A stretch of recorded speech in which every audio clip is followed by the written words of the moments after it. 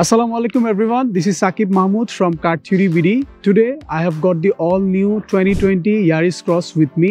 2020 সাল থেকে Yaris Cross Toyota Corporation introduce করে।